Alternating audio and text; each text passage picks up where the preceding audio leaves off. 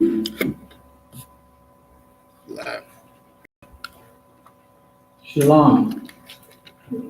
We are the Isupk coming out of 1 West 126th Street, Palm, New York, under Commanding General Yahan. Here to teach our people of Negro, Indian, and Hispanic descent the truth. We have been teaching this truth since 1969. We have been teaching our people who they are, what the scriptures desire of them, what the Most High requests of them, and how Christ said to teach and learn from each other, but most importantly, how to love one another according to the scriptures. And tonight's class is about brotherhood. How should you love your brother? What you should do for your brother? When you and your brother are in a disagreement, how should you handle it? Should you go upon your own accord in your mind to settle a situation between you and your brother and end up violently, or should you seek wise counsel? Go to 1 John 3 and 11. 1 John 3 and 11, Baba Kushal.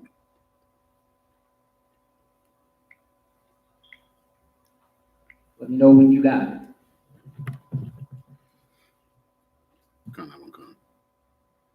First John chapter 3, verse 11.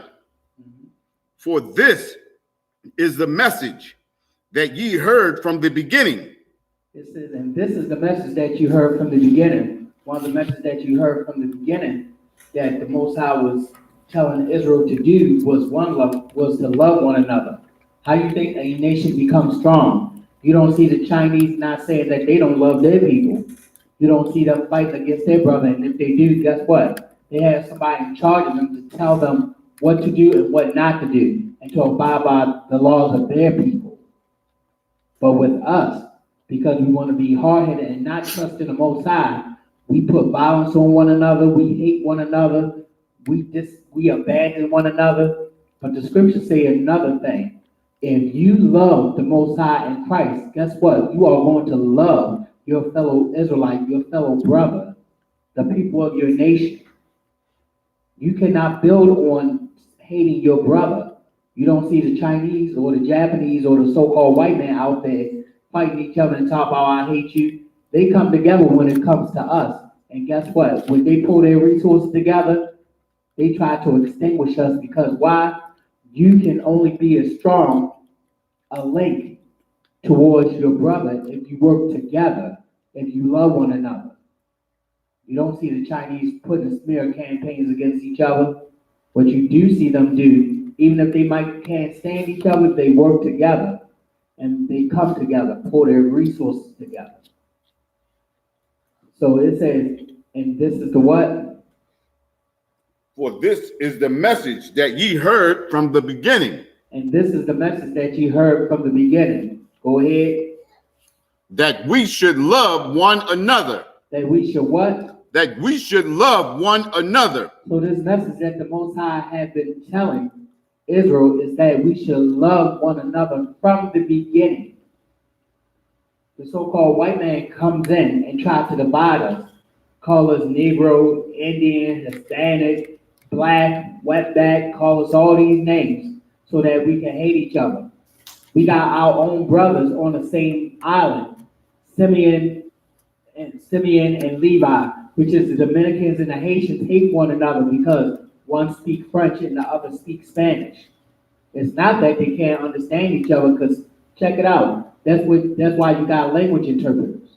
But they hate each other because one is on one side speaking French and the other is on the other side speaking Spanish.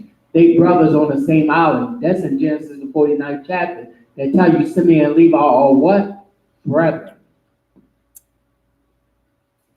Go ahead. Verse 12, not as Cain, who was of that wicked one. It says, not of Cain, who was of that wicked one. You know the story of Cain and Abel. How Cain killed Abel because Cain was jealous of his brother Abel for giving a righteous sacrifice. The Most High required the blood and the sacrifice of an animal. Cain went ahead, instead of doing as the Most High said, gave vegetables. That's in a sense where you get the saying, you cannot get blood from a turnip. But Cain gave vegetables. Abel gave the sacrifice of the animal and of the blood that the Most High required. So Cain became jealous of Abel and slew him. Then he tried to lie to the Most High after slaying his brother and talk about, am I my brother's keeper? I don't know where he at. When the Most High knew that the blood went into the ground and the blood of Abel had cried out to the Most High, he murdered his brother because he was jealous. And like you just got the scripture, that the Most High require us to love one another, and that's one of the messages that was from the beginning. Cain hated his brother Abel so much, who Abel was a righteous man, that Cain killed Abel in cold blood out of jealousy, out of hate. So guess what? Cain became the wicked one. And through that same spirit reincarnation became Esau, who hated us, according to Ezekiel 35 and 5-7. Okay.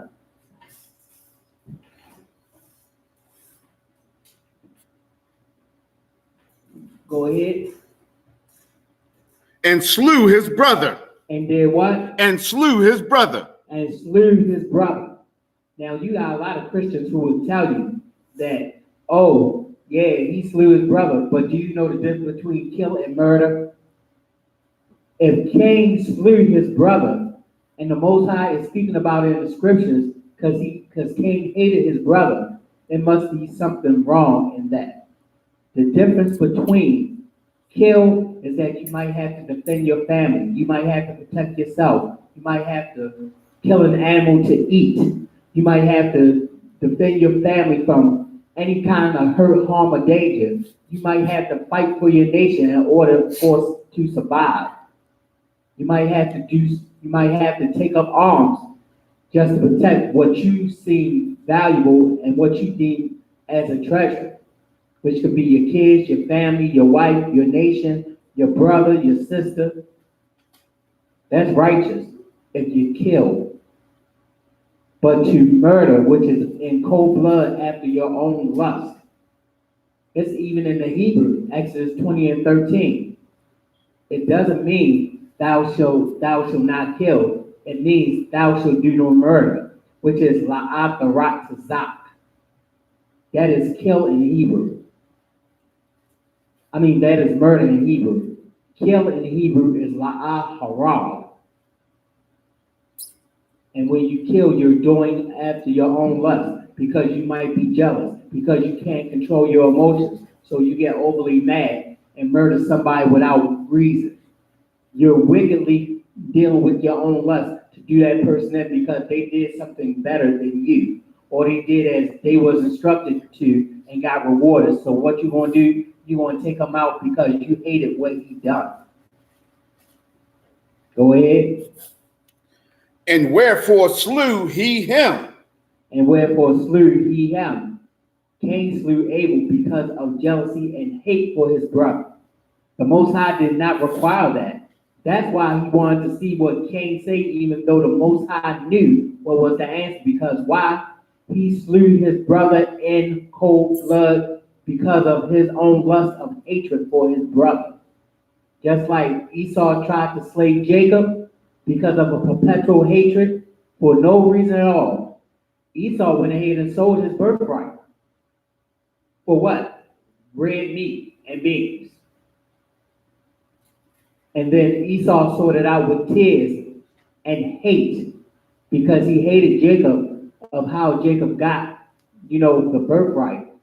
But guess what? The Most High set it up that way so that Rebekah could do what she had to do so that that birthright could not be wasted. Jacob got it fair and square. Esau sold it because he thought it was trash. And look at the time coming now to where Esau is on the bottom and Jacob going to be at the top. 2nd Ezra 6 and 9. For Jacob is the beginning of the world, which is the beginning of righteousness. And Esau is the end, which means his wickedness is going to end, and he is going to go in chains. Revelation 13:9-10. If any man has an ear, let him hear. We all got ears, so we all can hear. The Bible is telling you to listen and hear this. So the Most High is going to tell you something right now that you should be aware of. It says, he that putteth into captivity shall go into captivity. So who put our people of Negro, Indian, Hispanic descent in captivity? The so-called white man, the descendants of Esau, put Israelites, those of Negro, Indian, Hispanic descent, in captivity and slavery, according to Deuteronomy 28:68. It tells you that you shall serve thy enemies. So with that, also, Esau basically is so wicked that he cannot even fathom the fact of us being on top, of us being in our righteous authority. Go ahead. Because his own works were evil. Because Cain's works was what? Because his own works were evil. Because Cain's works were evil. That's that murderous lust, that bloodlust, that so-called the so-called white man had. It tell you, thou hast not hated blood. Thou hast pursued blood and hast not hated blood. That's what the scriptures say about Esau, the Edomites, the so-called white man. Everything that they do is a bloodlust. From them going out there and hunting and being killed in extreme, to them killing animals just because they love the hunt. They love the chase of the game. From them eating their food 90% raw. Talk about some steak tartare. Talking about, I wanna feel the heartbeat of the animal, holding a bloody heart in their hand. They have the spirit and lust of wickedness with that. They are murderers, just like how the Most High had called out Cain's spirit righteously, saying that Cain was a murderer from the beginning of the lust of his father. He will do John 8:44. Let's talk about Edomites today. Look at what's happening in our street right now. We were their brothers, but we're not anymore. Matter of fact, to prove that, go to Malachi 1:1-2. Because I'm tired of these Christians talk about, Jacob and Esau are brothers, when it doesn't ever say that. Malachi 1:1-2. This is going to tell you about the brotherhood between Esau, progenitor and father of the so-called white race, Edomites, and Jacob, which is progenitor of Negro, Indian, Hispanics, which are the 12 tribes of Jacob, his sons. Go ahead. Malachi 1:1. The burden of the word of the Lord is to Israel by Malachi. It says the burden of the word of the Lord to Israel from Malachi. So the Most High had gave Malachi a word to tell Israel, to warn Israel something. Go ahead. Verse 2. I have loved you, saith the Lord. It says, I have loved you, saith the Lord. So the Most High says that he loved Israel. Go ahead. Yet ye say, wherein hast thou loved us? We say, wherein hast thou loved us, which means we up there asking the Most High, where you loved us if we went into slavery, if we get beat down by another nation, if we are being tormented every day by the cops, if we being beat up and murdered by the cops. How have you loved us if you did that? Well, first of all, if we hadn't broke the Most High law, then the Most High wouldn't have had to cast judgment on us. That's Deuteronomy 28:15. The Most High said if we kept his laws, if we keep his commandments, then we will be put on top of everybody. But if we didn't, then we was going to suffer these curses. Go ahead. Was not Esau Jacob's brother? What did the scripture say? Was not Esau Jacob's brother? Now, you know the word was, meaning in past tense. Was not Esau what? Jacob's brother. Was not Esau Jacob's brother? Which means the Most High has asked you a question. Why isn't Esau Jacob's brother? Go ahead. Saith the Lord. Said a fool. Saith the Lord. So the Most High is asking this question. Esau ain't Jacob's brother because, first of all, when you go to when you go to Genesis, the 25th chapter, it tells you that they are two nations, that they are two separate nations, two manner of people, which means two different type of people. They are not of the same people, even though, yeah, they came from the same father, but the Most High separated them from a reason. If you read the story of Esau and Jacob, Jacob's hand was on Esau's heel, because why? They remember when they was Cain and Abel. If you hadn't put it together, Cain killed Abel. Esau is trying to kill Jacob today. It said was not Esau Jacob's brother, which means not anymore that Esau is Jacob's brother.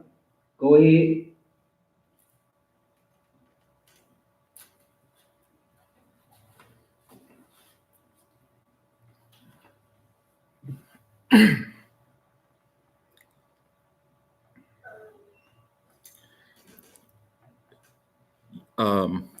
Was not Esau Jacob's brother? So the Most High asked the question, was not Esau Jacob's brother, which means past tense was not anymore. Go ahead. Saith the Lord. Saith the Lord. Go ahead. Yet I love Jacob. The Most High said, they was brothers, but yet I love Jacob. Go ahead. The Most High loved Jacob, the father of the 12 tribes of Israel, the progenitor of blacks, Hispanics, and Native Indians. Go ahead. Verse 3. And I hated Esau. And I what? And I hated Esau. And I hated Esau. For all you Christians out there that talk about the Most High do not hate. The Most High hates a certain people on the face of the earth, which is the white race, which is the progenitor of the Edomites biblically. So the Most High loved Jacob, loved the black man, Hispanic man, Native Indian, and hated Esau, the so-called white man. Matter of fact, give me 1 John 4 and 20. 1 John 4 and 20. Because brotherhood is very powerful. Brotherhood is a weapon. When you have brotherhood and you come up against a problem, guess what? That brotherhood is going to help you get over that problem. It's going to help you solve that problem. Loving your brother is going to make both of y'all stronger to where your brother won't have to face this alone, and he has the courage to conquer what's ever going on with him. Brotherhood is a weapon. When your brother in trouble and he needs you, who you gonna call? You gonna call somebody out there in the street that probably will stab you in the back, or you gonna call your brother that'll be right there by your side in an instant? You don't even have to tell him what's going on. All you gotta do is say, well, I need you, and that brother is right there. There's plenty of times I call the brother, I don't know what to do. Can you help me out with this? And the brother was right there in an instant. And if he couldn't be there, he counts me on the phone until my situation was done and dealt with. That's what brotherhood is about. Brotherhood is loving your brother and not judging him on, appearance or nothing like that or what he did, but loving your brother enough to correct him and to also be there when he needs you. You don't see the Chinese or the Japanese man up there talking about, I hate this N-word, I hate this bastard. No, you see them coming together and building a community. That's why there's so many Chinatowns and so many Korean towns out here. Because why? They stick together. Because why? They know they brothers. Go ahead. 1 John chapter 4, verse 20. If a man say, I love God. Stop. It says, if a man say, I love God. This is talk about a sister too. About hating your sister. But it says, if a man say, I love God. If a woman say, I love God. Guess what? You got to prove it. 1 Thessalonians 5 and 21. Prove all things. And this love is an action. So if it says, if a man say, I love God, go ahead. And hated his brother. And hated his brother. Now that sounds real contradictory right there. How you gonna say that you love the Most High and yet you hate your brother? You can't do that. How you gonna claim you got all this love for the Most High, but yet you got your brother right there with you and your eyes evil towards him to where you hate him? Go ahead. He is a liar. The Most High said what? He is a liar. That means you are a goddamn hypocrite to be up there loving them, saying that you love the Most High, but yet you hate your brother who the Most High created. Go ahead. For he that loveth not his brother whom he hath seen. For he that loveth not his brother who he hath seen. You see your brother every day, you chilling with him. You up there going places with him. Your brother up there doing things for you that a stranger out there in the street wouldn't do for you, that another nation wouldn't do for you. But yet your eye evil towards him to where you hate him. Go ahead. How can he love God whom he hath not seen? How you gonna love the Most High who you have not seen? You gonna hate your brother who you see every day, who doing these things for you without asking, who loving you, and that another stranger wouldn't love you, but yet your brother loves you so much that he's doing things from his heart and not asking you think one damn penny back. He's not asking for anything back, and he's loving you so much that you don't even have to ask for anything. He automatically does it for you.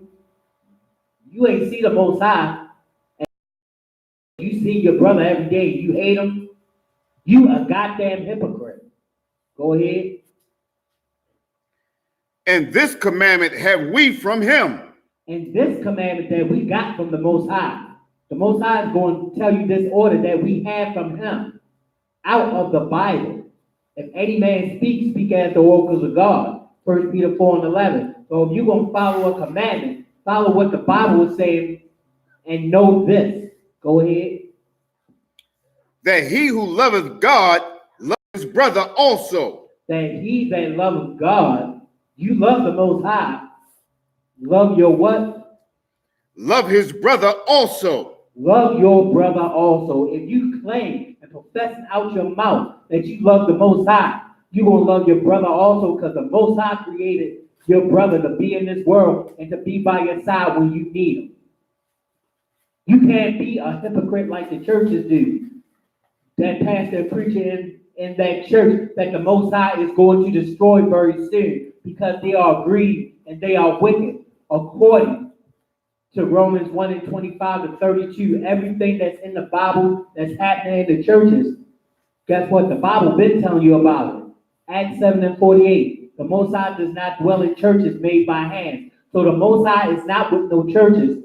When you hear about a murder that happened in the church, or somebody done killed somebody over a dispute in the church, or guess what? Somebody done slept with somebody's wife, or then somebody is stealing money out of the church, or somebody done hated somebody so much that guess what? They went upside their head in the church, knowing that there's no love there.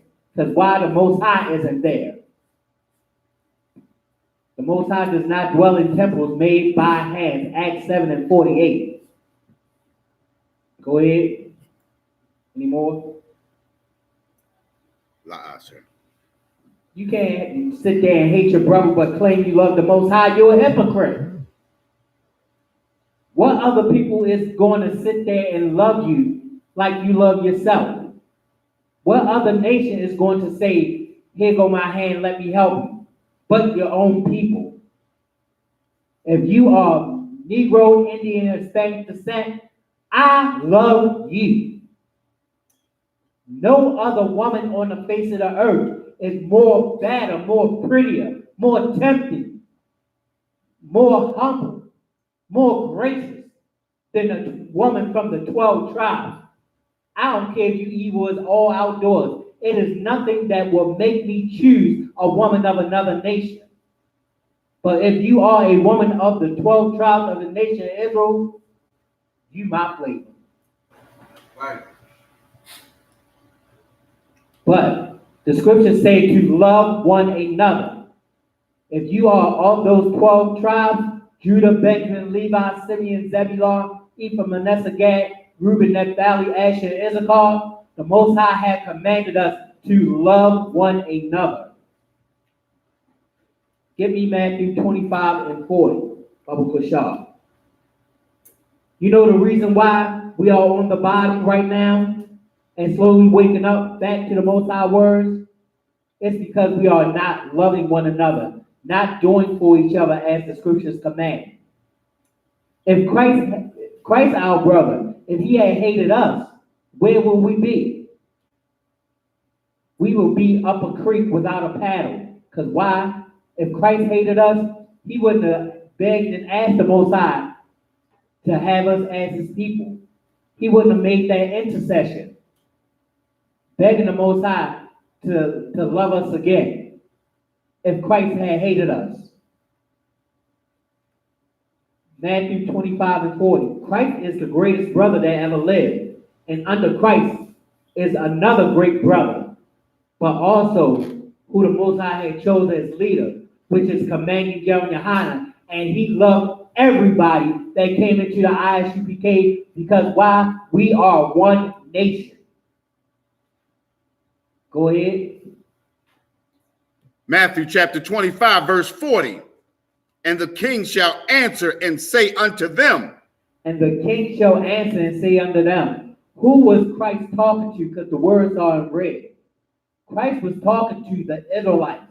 Christ was talking to the disciples when he told them to go out to the highways and the byways and the groves and the hood and the barrios. He was telling the disciples, go out there and tell my people to come into my house. He was telling Israelites to come on and accept the brotherhood and fellowship of each other. Telling the disciples to go to those who are out there who are lost, which is the 12 tribes of the nation of Israel. Christ was telling us that he didn't come for nobody but the 12 tribes. Matthew 10 and 34 and Matthew 15 and 24. Christ was telling the disciples, go out there and bring in my brethren, bring in my sisters. I'm going to make y'all one nation again. And to stop with this foolishness of murdering and killing each other like these other nations do. Christ don't care about these other nations. Neither does the Most High. But guess what? If you are an Israelite, you are going to care about each other. You are going to love one another. You are going to be there for one another. That's what prevents us and have a defense for us against these other nations by loving one another. You want to be a fool and hate your brother? Go ahead by all means. But guess what? The Most High is going to bring you back in reality, because guess what? When you're in that store trying to purchase a good from someone of another nation, these Arabs, these Africans, these Chinese, and they beat you upside your head, who you going to call? It ain't going to be Ghostbusters. It's going to be a brother and sister that can come and help you and come to your defense, who's going to love you, because these other nations don't. The Most High don't love these other nations. That's why in Isaiah 40 and 15 to 17, the Most High calls them the dust of the balance. When you got a scale right there and you dust it off, how much does it weigh? Do you care about that dust that you just dusted off that scale? No, you don't, because it ain't worth nothing. You rather put like some gold on there to see how much it weighs, because it has value. And the Most High is saying that dust, talk about the other nations that's on that scale, they ain't worth nothing, because the Most High dusted off and forget about it. That's why the Most High also called Israel his diamond, his gold, his jewels, his rubies. Because why? A man shall be more valuable than the golden wedge of Ophir. Talk about an Israelite man. Come on now. How you think that the other nations build so much wealth? By coming together as the people that they know they are, their own brothers and sisters, and bringing together their wealth. Money is a defense. Brotherhood is a defense and a very powerful weapon. Don't ever forget that. Go ahead. Verily I say unto you, inasmuch as ye have done it unto one of the least of these my brethren. It says verily, meaning truly, if ye have done it unto the least of these my brethren. Go ahead. Ye have done it unto me. It says ye have done it unto me. Christ saying, if you will be in front of me and do these things for me, and you love me, you're going to love your brother, who you can do the same thing for. If a brother need his rent paid, and he about to get sat in the street, and you just got paid and you can spare, help that brother out. Take that brother in. Help that brother family. Put clothes on that brother back. Feed that brother good food. That's what love is. Love is an action, not a word. You can say I love somebody all day and don't do nothing for them. But when you actually do the action, by showing that brother that you love him, by helping him, physically helping him, that show how much you love that brother, that you love that sister, that you love the people of your nation. You ain't saying it just to sound good. You actually put in a physical action to let this brother know I got your back. Like I always say, it's plenty of times where I didn't have, that a brother came to my aid, and that I'm utterly grateful. And it's a brother, when I came into the Isupk in 1991, that brother taught me how to be a brother when my own biological brother didn't give a damn about me. This brother gave a damn about me to where now I'm an officer of 1,000, and I can show the brothers that same love here in the Isupk because that brother taught me righteously. I was sitting in class one day, and this is a true story. I was sitting in class one day. I had just got into it with my family. I was sitting there, stomach grumbling and talking to me, trying to bite. My stomach tried to bite its own self because I was hungry. And I'm sitting there full of pride. I'm like, ain't nobody gonna help me. I ain't gonna ask nobody. That's okay. You know, I'll try to find something. I'll scrape up a few things to get something to eat. This brother saw in my spirit that I was not well. He came over and was like, here you go, brother. I didn't have a job the first. And this brother offered me what he had and told me, here you go, brother. He handed me a $20 bill and said, brother, keep the change. That way you can eat tomorrow too. When I was up there, you know, going through it with my family, this brother let me stay with him until things was okay. This brother made sure I had food, I had clothing, I had a way to class. This brother was teaching me righteously. So why shouldn't I show my brothers the same love? You cannot build an army or you cannot build a righteous nation off of the way that the world is doing our people now. You cannot build, the army of the Most High or a brother and sister up and you hate them. Show that brother some strength. If it's some brothers or a sister that you haven't contacted today, because you never know how they feel until you do that physical action and make an effort to call them or visit them. Do so right now. Not during class though, but do it right now. Do it ASAP, because you never know what that brother or sister is going through. And you never know whether they need counsel. Is that it for that scripture? Sir. Go to Matthew 5 and 22. Matthew 5 and 22, Brother Kushar. You see, go ahead. Oh, come. Somebody open that door, Brother Kushar. If you have extra in your closet, and I know, I'll get a piece.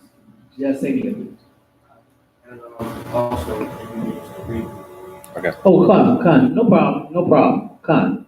That's what brotherhood is for. The brother had to open up the door, and the brother is going to show brotherhood by reading for them. That's how it is. We love each other in the Isupk. Ain't nothing fake and phony about this. I can guarantee. But read Matthew 5 and 22. Matthew chapter 5, verse 22. But I say unto you that whosoever is angry with his brother without a cause shall be in danger of the judgment.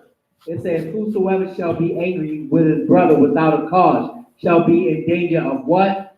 The judgment. Shall be in danger of judgment. If they see you acting a fool and acting unrighteous to a brother here in the Isupk, you will face counsel if you're acting wicked towards another brother and you don't have no cause.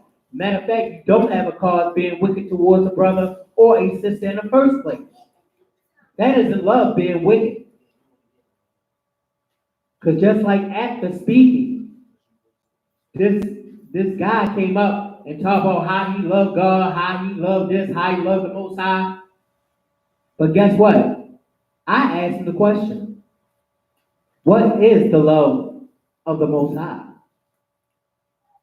He could not tell me. He had to keep on rambling on until General Quabalamov came up and cut him in the scriptures, since he think he knows so much. Hold that, give me 1 John 5 and 3.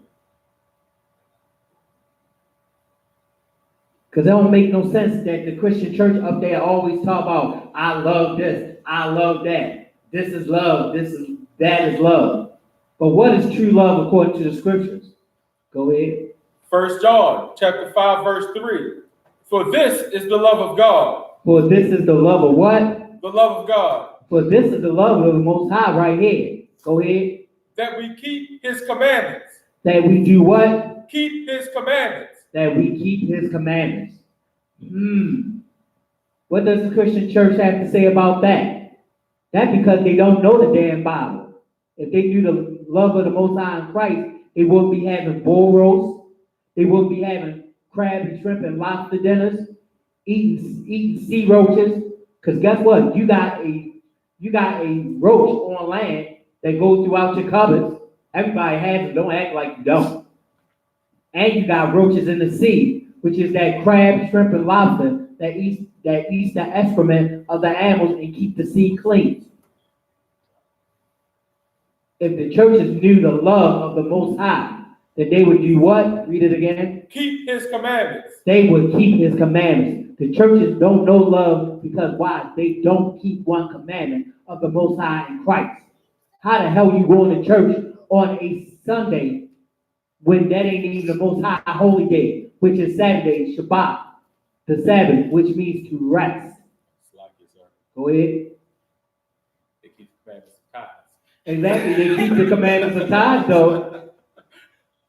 They keep the commandments of tithes. What is it, Numbers 3 and 8?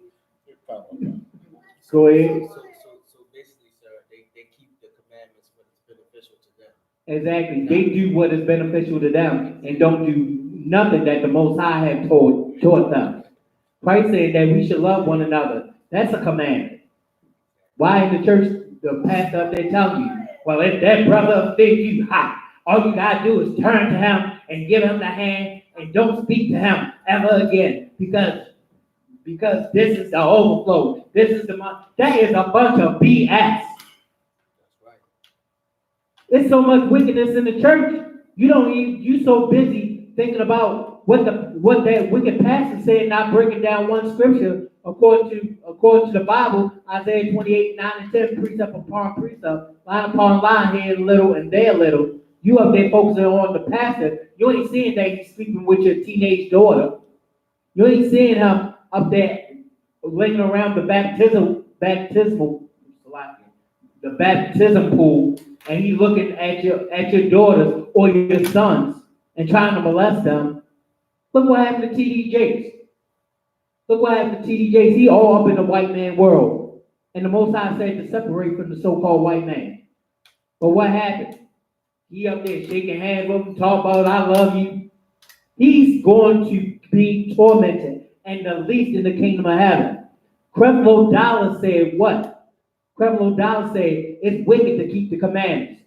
But what did Christ say? Because we know that the love of God is to keep the commandments. Go to Matthew 5:17. I am sick and tired of these pork chop eating bastard preachers. I am tired of them. This is what the Most High said. Before the day of the Most High come, the great and terrible day, you need to come out those churches. Matthew 5:17. Matthew chapter 5, verse 17. Think not that I am come to destroy the law. What did Christ say? And the words in red are Christ. Christ said what? Think not that I am come to destroy the law. Christ said, think not that I come to destroy the law. Don't even get in your mind that he's coming to do away with the law. So what the hell is Creflo Dollar talking about? That's why he cannot come up against the priests and the prophets of the Isupk and be spewing that BS without being corrected with the scriptures. The same ones that he overlooked. Go ahead. Or the prophets. Or the prophets, those who brought the law and kept the law also. Go ahead. I am not come to destroy, but to fulfill. Christ said, I come not to what? Not to destroy, but to fulfill. Christ said, I ain't come to destroy the law, but to fulfill. Talk about every prophecy that's true in this Bible from cover to cover. Christ is going to make sure that it's happened. Because who did he get the order from, which is a commandment? He got it from the Most High. And Christ passed it down to commanding Yohanan, and commanding Yohanan passed it down to the rest of Israel. Commanding Yohanan has kept the integrity of these laws, statutes, and commandments, and taught us, as being under him, to do the same thing also, as Christ has taught us. So if your church is not keeping the commandments, you are going to be destroyed very soon for disobeying the Most High in Christ's commandment, which is an order. Go back to Matthew 5:22. The nerve of these damn churches. The only ones that have been waking up our people is the Isupk. But yet you got all these other offshoot groups trying to make it like they so righteous. When you got white people joining, when you got Africans talk about, oh, I'm Isupk. What the hell? You're not one of those 12 tribes and those signs that the Most High have left clues for us, according to Genesis, the 49th chapter, Revelation 7:4-8, Revelation 21:12. You are going to be a servant under the Most High in Christ by serving the nation of Israel. Right. Go ahead. Matthew chapter 5, verse 22. But I say unto you, that whosoever is angry with his brother without a cause shall be in danger of the judgment. But whosoever shall be angry with his brother without a cause shall be in danger of what? The judgment. You will go to counsel because you're being wicked towards your brother or your sister. Righteous counsel is correction. You so wrapped up in your lust because you're jealous of a brother, because you're jealous of a sister, because you got hate in your heart secretly for your brother and sister. The Most High will flush out your spirit, and you are going to be exposed, and you will be going to counsel. You will be in front of a general, of a captain, of a high-ranking officer, because what? You wanted to act a fool and be wicked towards your brother and sister, you will get corrected, or you are going to get kicked out. It's your choice. The Most High say, choose ye this day to do good or evil. And if you choose evil, that means you are being wicked towards your brother and sister. If you are choosing to be good, you are choosing to do this commandment, which is love your brother and sister as Christ has loved you. Because guess what? Christ is our brother. He's our King, our Lord, our Savior. But also, he's our brother. Because why? What tribe did he come out of? He come out of the tribe of Judah. Hebrews 7:14. Any more to that? Come on. Go ahead. And whosoever shall say to his brother, Rakah, shall be in danger of the council. And whosoever shall tell his brother Rakah shall be in danger of the council. You up there calling your brother a fool because you told your brother up there calling you a fool because you told him wrong, because you like, it ain't that way, it's this way. You know you was wrong for doing that. That brother came to you out of the spirit of love to tell you that you was wrong and got the courage to tell you wrong, and you gonna call that brother a fool? You are going to be in danger of what? Shall be in danger of the council. You shall be in danger of counsel. Your behind is going to go in front of somebody who is versed in knowledge, wisdom, and understanding of these scriptures, and they're going to settle the matter. And guess what? If you're proven wrong, you are going to be in counsel. Matter of fact, give me Deuteronomy 1 and 15 real quick to let them know what I'm talking about. Deuteronomy 1 and 15. Deuteronomy chapter 1, verse 15. So I took the chief of your tribes. It says, so I took the chief of your tribe, those whom the Most High had put above you in rank, which is commanding Yohanan, and those generals and those captains under him. Go ahead. Wise men. Wise men, which means they are very wise in the Bible, in the scriptures, on how to deal with your situation. Go ahead. And known. And known, which means they are famous in Israel for what? Because of the works that they do under the Most High in Christ and under commanding Yohanan. Go ahead. And made them heads over you. And made them heads over you. So guess what? You might got a boss out there in this wicked world, but guess what? The Most High in Christ has set up commanding Yohanan and the generals and captains over you, and that is love to teach you the righteous way of the scriptures. Go ahead. Captains over thousands. Captains over thousands. Go ahead. And captains over hundreds. And captains over hundreds. This is called about rank and order in the Most High in Christ's army. Righteous men who will do the law, statute, commandments of the Most High in Christ. Go ahead. And captains over 50s. And captains over 50s. What the hell is the so-called white man or these heretics that's online talking about? Yeah, y'all following after the white man. The hell you think the white man got it from? They got it from the Bible, from our law, statute, and commandments. Go ahead. And captains over 10s. And captains over 10. That is talking about generals. That is talking about generals. That is talking about captains of 13,000 and on. This is talking about officers of 5,000. Officers of 1,000, officers of 500, officers of 50s, troopers, and so on. Members working for that one cause to get the hell up out of this hell on earth in righteousness by keeping these commandments. Any more? And officers among your tribes. And officers among your what? Among your tribes. Officers among your tribes.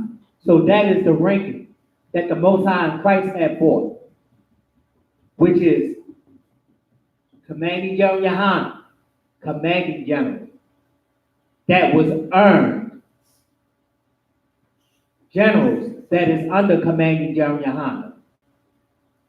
Captains, that is under commanding Yohanan.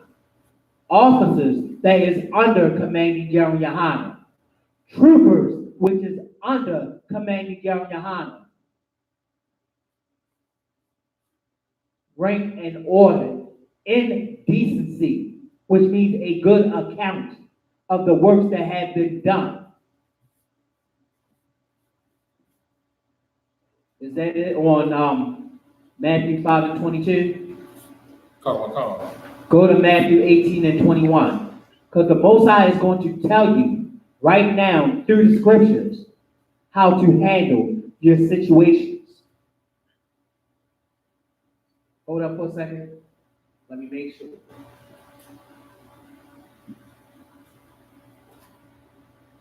Matter of fact, go to Matthew 18 and 15. Matthew 18 and 15. Matthew chapter 18, verse 15. Matthew 18 and 15. If we had realized this from the beginning and kept this, because this is Christ talking. Christ is actually telling you how to handle a situation when a brother has offended you, when a sister has done you wrong. This is truly wise and great counsel. Matthew 18 and 15. Go ahead. Moreover, if thy brother shall trespass against thee, It says, moreover, if thy brother shall trespass against thee, which means if a brother offends you and you had a problem with it, Christ is going to tell you what you should do. Go ahead. go and tell him his fault between thee and him alone. Go ahead and tell him his fault between thee and him alone, which means pull that brother or sister to the side and discuss with them what they had done so wrong to you that you need to discuss it with them alone. Don't be bringing 2 and 3 people, because why? That's the first step, to go to that brother or that sister alone and discuss what went on. That's righteous. That's why we have so many problems now with each other, because we feel like we ain't got to talk to each other. Christ is telling you to talk to each other, to discuss what went on, to settle your matters. Don't take it to no court, because why? The court's going to find in favor of whoever got the most money to pay for that counsel. It says you go to that brother or that sister alone, pull them to the side, discuss what you need to discuss with them, settle the matter in a righteous way, not fist fighting or acting a fool or cussing each other out, but go to that brother and sister alone and deal with the problem like true men and women of the Most High in Christ. Go ahead. If he shall hear thee, thou hast gained thy brother. If they shall hear thee, they have what? If he shall hear thee, thou hast gained thy brother. If he shall hear thee, thou hast gained thy brother. If she shall hear thee, thou hast gained a sister. Because this is not only a brotherhood class, this is a sisterhood class on how to treat each other. Not to be like them heathens out there in the world or those other nations, how they just go up and kill one another because they mad. Discuss the matter with each other. It says, if thou shalt hear thee, thou hast gained thy what? Thou hast gained thy brother. Thou hast gained thy brother. Which means you've done righteously going to that brother and sister, pulling them aside, telling them what happened. You're going to gain their trust. And not only that, you're going to gain that brother to where that brother is going to sooner forgive you. Because why? You have discussed what needed to be discussed as a man and a woman under the Most High in Christ. Go ahead. But if he will not hear thee, But if he will not hear thee, if he don't want to hear nothing you say because he think he right and you think he right, go ahead. then take with thee 1 or 2 more. Then take with thee 1 or 2 more. Which means if they don't want to hear you, bring somebody in then that can what? Go ahead. That in the mouth of 2 or 3 witnesses, every word may be established. That with everything that is said, everybody is on the same page as a witness. That nothing is said that wasn't said. That no lie will come in there. Because you up there and say, well, it was this way or was that way. Those 2 or 3 witnesses are men, wives, and counsel, a general, a captain, or a high-ranking officer that can hear the situation and discern who is right and who is wrong when it gets out of hand. Go ahead.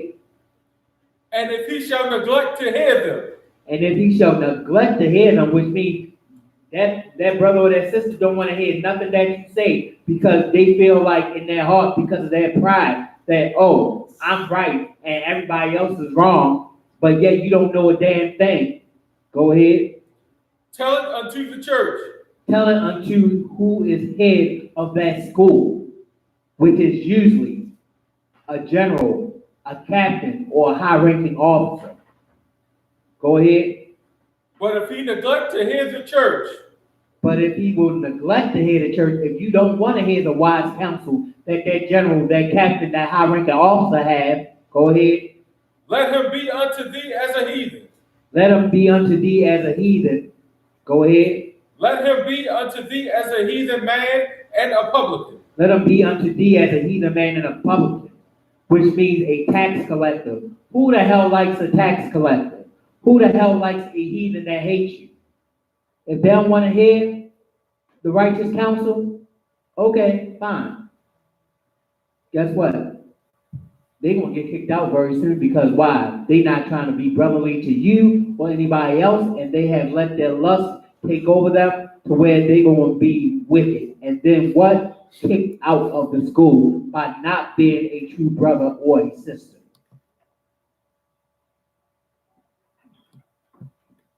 All right.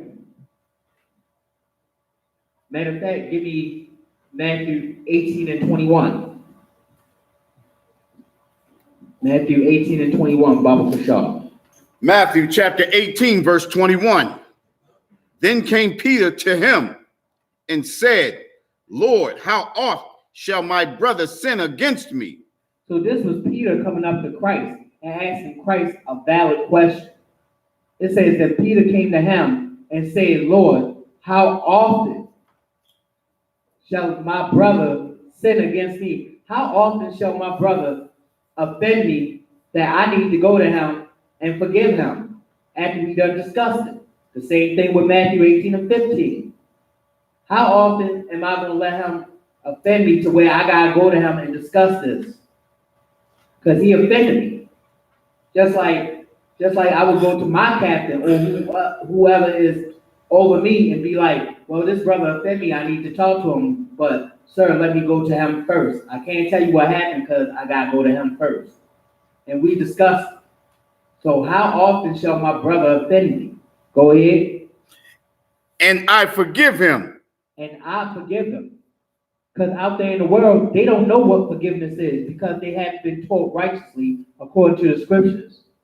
Out there in the world, these heathens, even though they stole and know our laws, they don't know how to treat each other because why? It wasn't for them. Psalm 147, 19 and 20. It was only for us to follow this law, statute, commandment. The hell with the other nations. Why you going to love another nation when you can love your brother and lift him up and make him strong? The same thing with a sister of your nation, of our people, where you can lift them up, give them encouragement, and make sure that they are. Why the hell you going to love a heathen when the Most High and Christ both say in the scriptures to separate from them?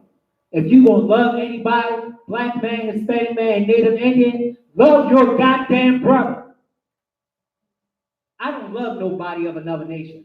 I love my people, my nation. Those 12 tribes back there, that's who I love. And there's nothing, not even death, that will make me change my mind about loving the people on that side, those 12 tribes. I love them like they my right arm, like they my heartbeat, like they my last breath that I need to breathe in to live. That's how much I love my people. Come on now, I can't love another nation with my brother and sister out there suffering.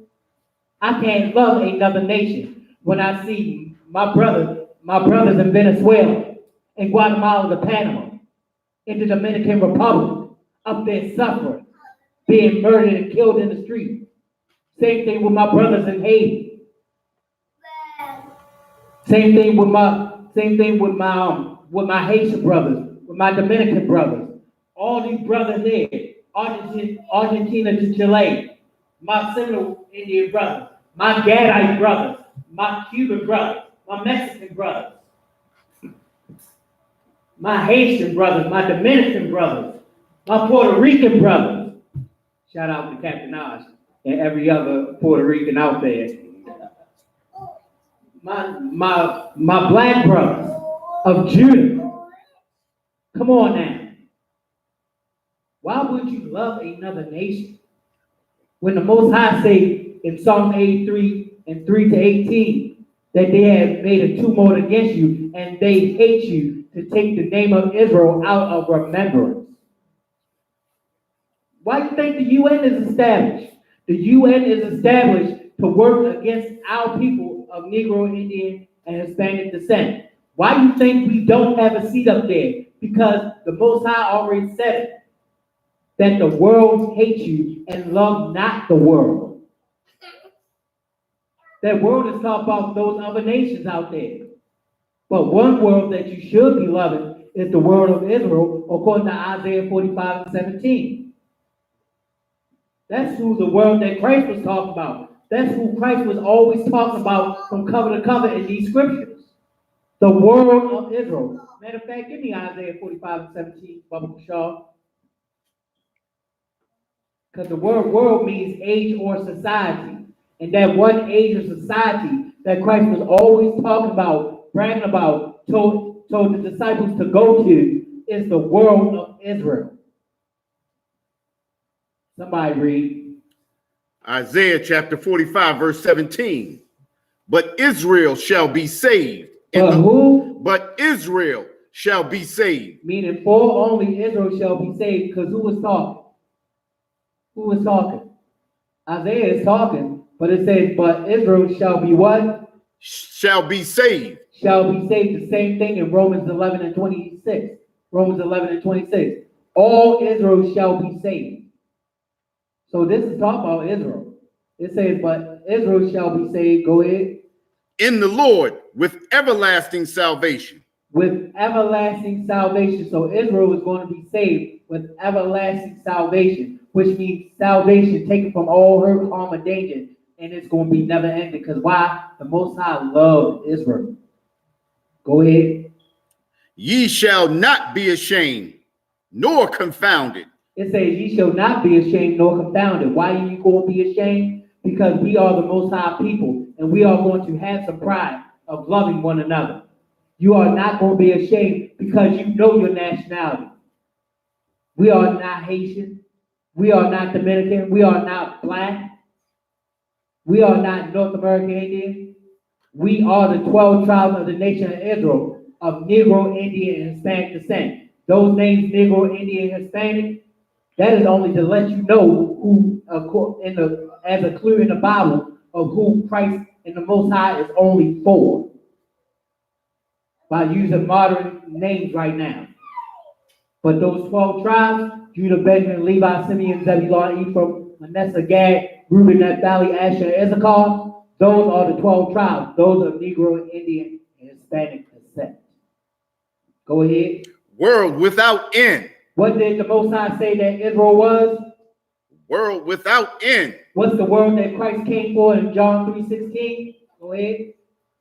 World without end. World without end. That's what John 3:16 means. That world of Israel without end. Those 12 tribes. Go back to where he was in Matthew.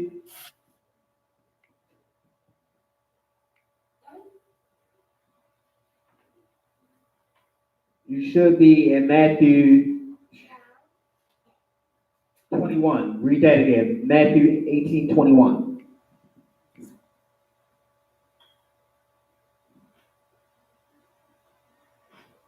Then came Peter to him and said, Lord, how oft shall my brother sin against me and I forgive him? It says that Peter came to Christ. That's who the him is. And said, Lord, how oft shall my brother sin against me? How often shall my brother offend me? So I got to go to him and tell him the problem. It says, and I forgive him, which means, yes, you have to forgive your brother or your sister. Because why? If you don't, it's going to keep lingering and lingering and lingering till the problem is out of your hands and into the hands of a general, a captain, or a high-ranking officer, and they're going to have to settle the problem. Go ahead. Till 7 times. Till 7 times? So Peter said, how often shall my brother offend me? 7 times? And I forgive him? Go ahead. Verse 22, Jesus said unto him, I say not unto thee until 7 times. It says, Jesus said unto him, I say not until these 7 times. Christ said, no, not 7 times. What you mean 7 times? I'm going to tell you how much you should forgive him. Go ahead. But until 70 times 7. He said, for only, that's what but means, until 70 times 7, which means as much as possible. There's no number to it. 7 times might not work. So this is used in rhetorical sense. Not 7 times only, but as much as possible that you forgive a brother or a sister. Because sometimes they don't even know that they might have offended you. You could be living with a brother, and you could have been in a rush to go out to work, and you might have left some toothpaste on the counter in the bathroom, and you went ahead and left out, right? And you don't realize it. So the brother come home that you live with, and what happened? He see that now he all on the ruckus. When all that brother had to do was talk to you, and guess what? Either you or him could have went ahead and scooped up that toothpaste off the counter by taking a wet cloth and just getting it up. It's that simple, that easy. Ain't nothing to fight over, ain't nothing to fuss over. It's that you didn't have time to do it. So guess what? You discussed it with them. Everything is cool, copacetic, and all you had to do was get a cloth and get it up. That simple. Because why? Y'all came together as brothers or sisters and discussed it the righteous way. Not coming to blows, not acting a fool, not having your business out in the street, out there rolling around in the goddamn dirt because you can't settle a matter, but coming to each other like a true brother or sister do. Yeah, brother and sisters gonna argue and fight, but that's the part of growing up. But as you mature, like the scriptures say, when I was a child, I did childish things. But when I became a man, I put away those childish things. So if you are a true man of the Most High in Christ, and you've been in this truth, put away the childish things and learn how to love your brother or sister.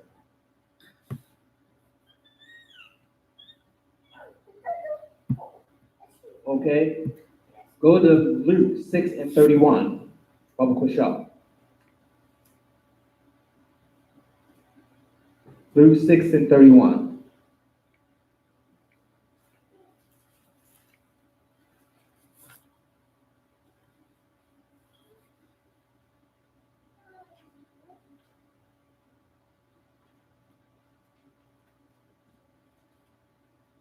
You got it? Go ahead. Luke chapter 6, verse 31. And as ye would that men should do to you, do ye also to them likewise. It says, as ye would that men should do to you, do ye also to them likewise. Which means if you do something for Christ, if he was standing here in front of you, you would do for your brother too. What, you going to do for Christ and Christ your brother, but yet this brother is your brother and you're not going to do for him? That's a hypocrite if you don't want to do for your brother. Because guess what? Your brother could have done something for you and he don't have to tell you, but he showed you, which is love, which is an action that is made to be shown. You might have had car trouble. Ain't no, if a heathen own a shop, he's not gonna come out there for free. He's gonna tell you what, in order for me to come out there, you're gonna have to give me some cash. But a brother who loves you be like, yeah, you know what I'm saying? I'm out here stranded. My tire is blown. I don't have the money right now. I got a flat. Somebody know who I'm talking about. Salakia, Most High in Christ. But that brother gonna be like, no sweat. That's an ISUPK 1 West thing. No sweat. I'm coming.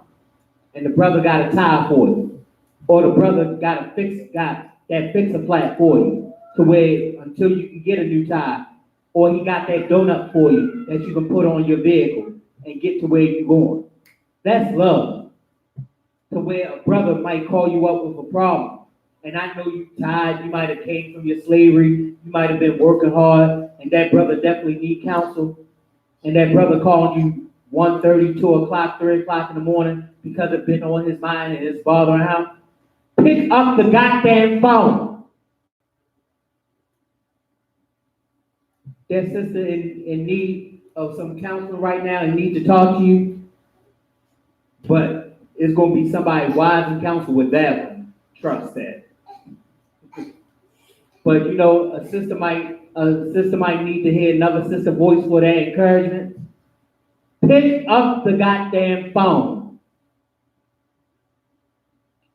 A brother might be going through something with his family, and you know, you just happen to be in his neighborhood, and you come to his house. What's up, Shalom? Yahweh Shem Yahweh Shabbat Katah. Or a sister to a sister. Yahweh Shema Awatah Shem Yahweh Shah. And guess what? Let them in. If you would let Christ in, let that brother or that sister in to where they can help you. That's brother and sisterhood, that love, that physical love to where they're coming and helping you with what you need help with. Come on now.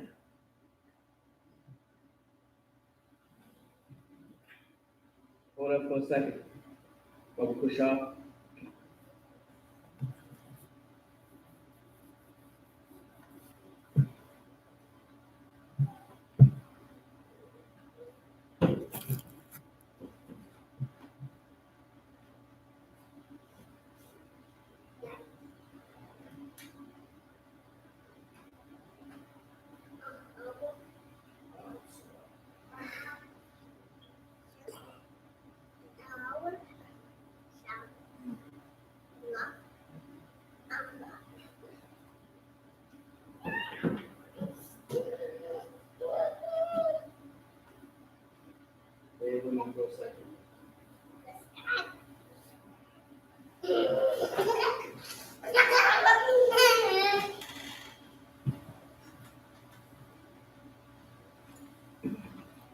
Give me 1 John 3:15, Bubba Shaw.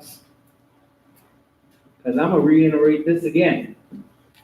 I'm going to reiterate this. 1 John 3:15. 1 John chapter 3, verse 15. Whosoever hateth his brother is a murderer. It says what? Whosoever hateth his brother is a murderer. It says whosoever hated his brother is a what? Is a murderer. So guess what? Your brother in a situation to where he's fearing for his life. And because you have something against that brother so much in your heart that you will not come to his help, and that brother wind up getting killed, you are a murderer. If you're not showing that brother love and he's hungry, and you went to the market, got all this food, but because you got something against him, and you ain't feeding him, and he winds up dying because of starvation or hunger, you are a murderer. If you see a brother who don't have any clothes, and yet it's the dead of winter, and you just got paid, or you got all these clothes that maybe he can fit, and that brother or that sister died cold from hypothermia because they don't have the proper clothing, you are a murderer. Come on now. Why would you do your brother and sister like that, but yet you claim you love the Most High, and the Most High made your brother and sister? Don't be such a wicked bastard. I will say the B word when it comes to that, but I ain't trying to be a counselor. But it's true. Don't be a wicked bitch because you up there got something against a sister. You don't know what situation you're going to wind up in. Because why? You want to hate them because you're jealous of something? No. You're going to love them like the scriptures say to love your brother or sister. That is a commandment. That is a order. You never know how you're going to end up, and that you're going to need that help or that brother or sister. Learn to love one another and forgive. Most of the situations that you probably arguing about ain't even that goddamn serious. You understand? It's not probably even that serious. And that's what's wrong with our people, because we don't learn to forgive. You might be getting on a bus, and a brother might got a brand new pair of white sneakers on, or kicks, whatever you want to call them, from whatever city you're from. You step on a brother brand new white tennis. You know what? You can get a cloth and wipe that off. But because that brother wants to be wicked, now you fight. And then the shoes is messed up because why? You had to slide him. So his shoes got messed up. So what was the purpose? Because you couldn't forgive him. You might have seen some change on the table. You might have to catch the bus. You might not realize that that's your brother or your sister change, and you get it real quick so you won't make it late to work. But because there's no understanding in a righteous way, now you fight over change when you going to work to make, or slavery to make money. More money than what that change was worth. Come on. Some things are so simple, it's redundant.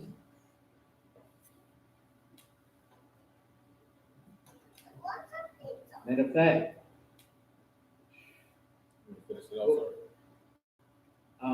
yeah, we was finished Luke 6:31. Go ahead and finish. And ye know that no murderer hath eternal life abiding in him. And it says, and ye know that no murderer have eternal life in him. Which means you up there murdered your brother and sister in cold blood because you know not the power of forgiveness through the Most High in Christ. It says, know that a murderer have not abundant life. Salaki, read it again. Salaki. Whosoever hateth his brother is a murderer. And ye know that no murderer hath eternal life abiding in him. That you know that no murderer have eternal life abiding in him. Which means when you murder that brother and sister, guess what the Most High is going to do to you? Because you don't love that brother and sister, the Most High is going to make sure that he take you out because you murdered that brother or that sister in cold blood because you know it's not forgiveness. Because the wages of sin is what? 1 John 3:4. The wages of sin is death. For you murdering that brother and sister, what you think the Most High is going to do you because you don't have the goddamn gall to forgive that brother or sister. The Most High is going to make sure that he take you out because you sinned, which is murder. That's why the Christians get stuff wrong now. Exodus 20:13. It says, thou shalt do no murder. But guess what? I give a challenge out there to those Christians, to those Baptists, to those in the churches. Prove that it is kill and not murder. Matter of fact, go to Matthew 19:18. We're gonna see what Christ said. We're gonna see whether Christ said it was kill or whether it was murder. Go ahead. Matthew chapter 19, verse 18. And he saith unto him, and he said it unto him, which means Christ was talking to somebody. Go ahead. Which Jesus said, Which who said? Which Jesus said. So Christ is talking, Yahweh Shah HaMashiach. Go ahead. Thou shalt do no murder. What did Christ say? Thou shalt do no murder. Did Christ keep the law? Of course he did. Matthew 5:17-19. Christ kept the law, which said love one another. Christ kept the law, which Christ said he did not do away with. Unlike Creflo Dollar and those bastard preachers and pastors in the churches say, Christ kept the law and enforced it just the same way Moses and the rest of the priests and prophets and the Isupk did. We enforce the law of the Bible. It says, Christ said what? Thou shalt do no murder. Christ said, thou shalt do no murder. Christ said, la'ataratazak. Or if you want it shorter, la'aratazak. Christ said, do no murder. Because guess what? When you murder somebody in cold blood because of your lust, the Most High is going to take you out. That is sin, point blank. How you going to give somebody back their life because you can't forgive them and you murder them unrighteously? We got to do better, way better.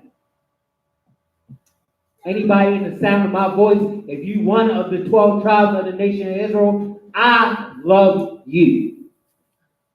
I don't care whether you a drug dealer, I don't care whether you're a drug addict. I don't care whether you high out your mind. I don't care whether you poor. I don't care whether you homeless. I don't care whether you got or whether you don't got. I love you like Christ loved us. Give me John 13:34.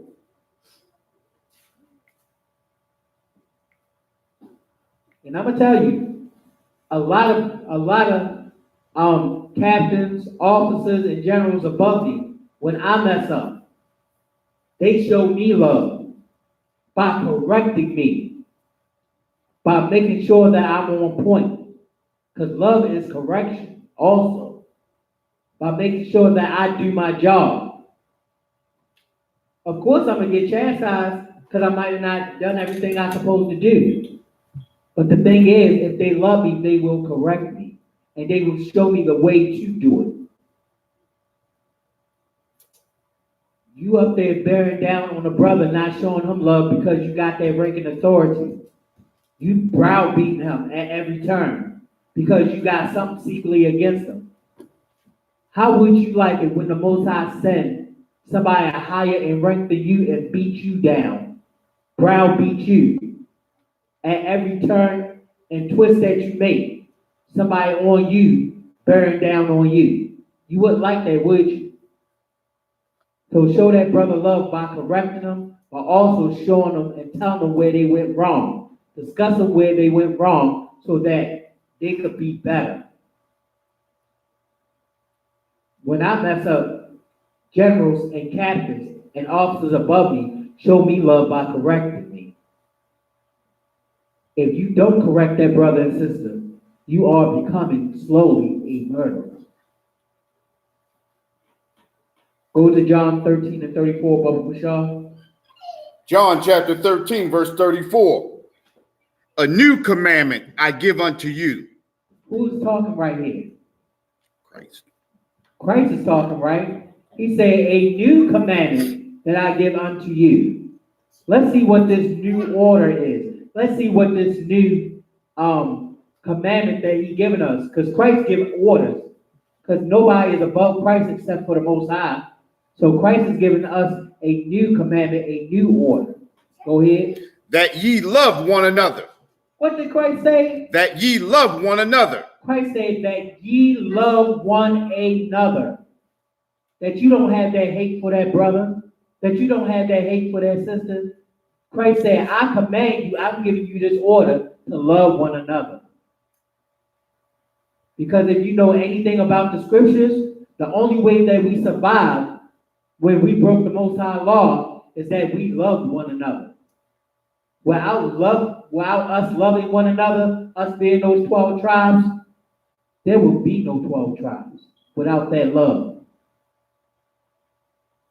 I got his, and you know what makes me so goddamn sick? They talk about, yeah, how was the Spaniards here? They ain't indigenous. How was North American Indians here? They ain't indigenous. Guess what? The North American Indian was over here before the white man ever brought his dirty behind over here. So was the Hispanic. And guess what? If any of them come up there and want to give me a brotherly pound, or want to go ahead and say, I love you, I'm going to say it back. But guess what? I can't say that to a heathen because I'm not going to be fake and phony. I can't tell a heathen or somebody from another nation I love them. If you are on that chart right there, that's who the hell I love until death do me in.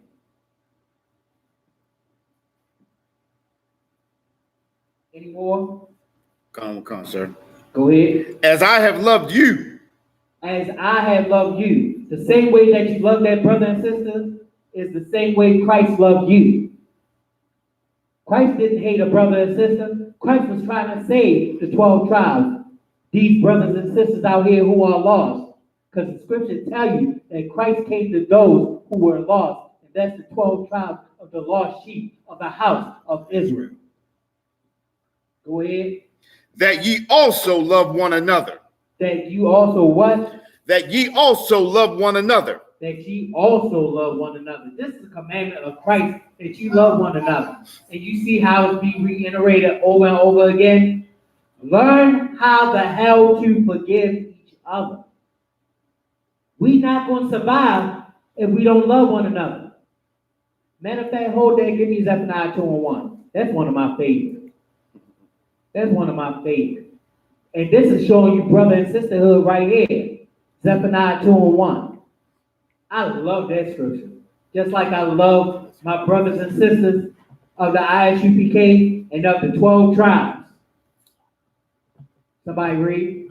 Zephaniah. Oh, that brotherhood right there. Hold that voice. Both of y'all was getting ready to read at the same time. That's love and brotherhood right there. Perfect example. That's my favorite scripture right there. That's your welcome to come. That's my favorite scripture right Exactly. That's right on point. Yeah. Both of them tried to read at the same time. That's love and brotherhood. Go ahead. Zephaniah chapter 2, verse 1. Gather yourselves together. What did the scripture say? Gather yourselves together. The scripture say, gather yourselves together. How you going to gather under the banner of the Most High in Christ and the Isupk if you don't love one another? It says, gather yourselves together. This is talking about the 12 tribes coming together as one, being that one body, that one nation under the Most High in Christ. Go ahead. Yea, gather together, O nation not desired. It says, yea, gather together, O nation not desired. Who more not desired on this earth? Often imitated, never duplicated, blacks, Hispanics, and Native Indians. The so-called white man and these other nations want our culture so bad that when they came over here, fresh out of goddamn rice paddy, directly off the goddamn boat, came over here and got a license, and now they own a store telling our people the BS that they do. Owning a store to where our people, blacks, Hispanics, and Native Indians, been over here for over 500 years, and we don't have a business yet, because what did they do? They destroyed our businesses and kicked us out, and what happened? Now they coming over here, building mass empire and building a lot of money for their people, and selling us that bull crap, where we the best at everything. Matthew 5:13, we are the salt of the earth, which means if it wasn't for salt, nothing would have flavor or swag or that righteous spirit that everybody else trying to imitate. Any more? It says, yea, gather yourself together. Yea, gather together, O nation not desired. Who more not desired than who the other nations hate, which is the black man, Hispanic man, and Native Indian man. Everybody copy our culture. Everybody wants to be us. But just so that we can't come together, they divide us and call us what? Nigga, spit, wetback, jigaboo.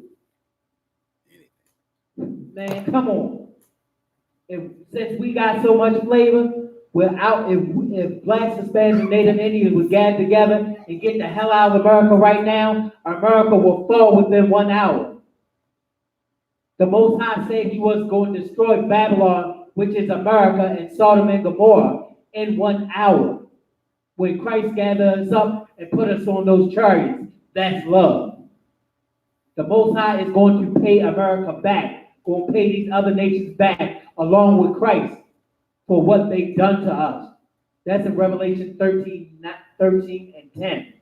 He that killed with the sword must, meaning without a shadow of a doubt, must be killed with the sword. Come on. Christ loved us enough to go ahead and kill our enemies. Matter of fact, go to Luke 19 and 27. This is what Christ said about our enemies, because he loved us so much and he tired of seeing what happened to us with these other nations coming down on us. This is what Christ is going to do. Go ahead. Luke chapter 19, verse 27. But those mine enemies. What did Christ say? But those mine enemies. Christ said he got enemies. So where's the love in that? If you got enemies, you ain't loving your enemies. You are defending yourself against your enemies, and you are going to do something to your enemies. But we're going to let Christ speak for himself. Christ said, but those my enemies, go ahead. Which would not that I should reign over them. You don't want Christ to be king over his people, who the Most High had gave him over Israel, this is what Christ said. Go ahead. Bring hither. Bring hither, which means bring their behinds on here and do what? And slay them before me. And slay them before me. That's how much Christ got brotherhood and love for the nation of Israel. That brotherhood that is strong, that sisterhood that is strong in the Isupk and in the 12 tribes that is so strong that Christ said, I'm tired of these heathens out here. Bring them before me that don't want me to be king, and I'm going to slay them before you. That's love. You can't get no more love than that. Any more?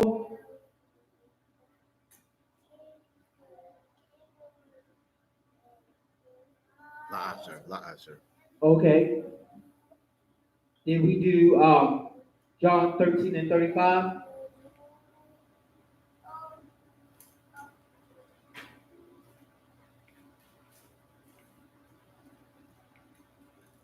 Lie.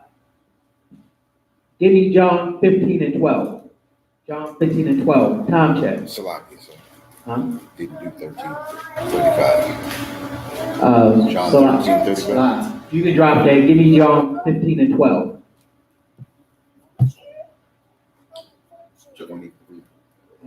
23 minutes. 23 minutes. So why?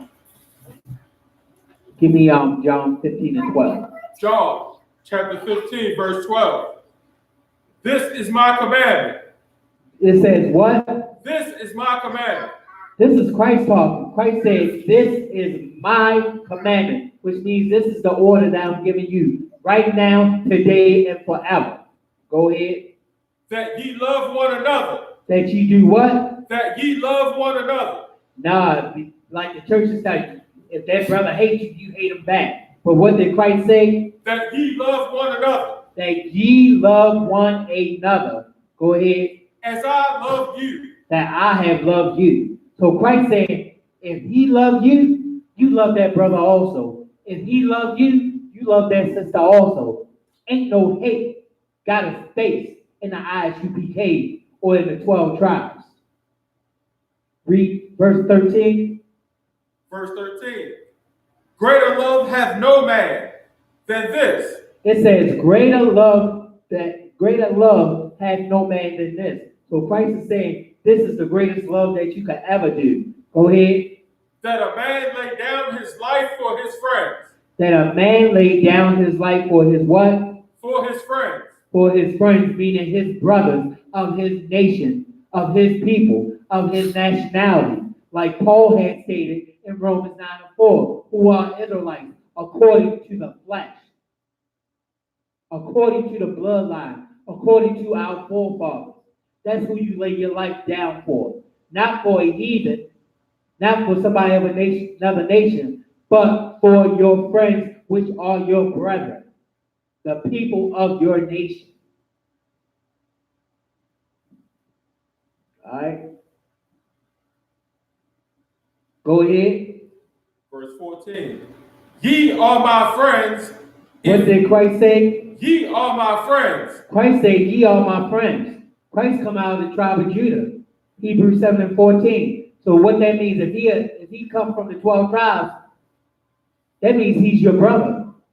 Christ said, ye are my brothers. Christ said, who is my mother? Who is my father? Who are my brothers and sisters? Those that do the will of my Father. So Christ was talking to Israelites. Christ was not talking to the whole world. Because in John 17 and 9, Christ said, I pray for them, I pray not for the world. And who is the them? The them were Israelites.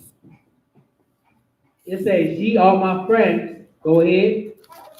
If ye do whatsoever I command you. If ye do whatsoever I command you. Who's the whosoever and the whatsoever?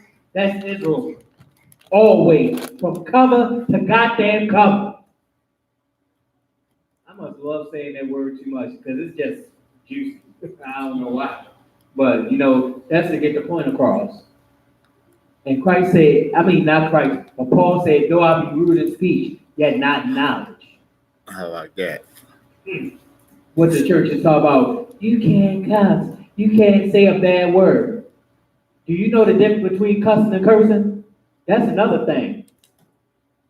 If you cussing somebody out, that means you using strong words to get your point across. If you're cursing somebody, you want something bad to befall upon them.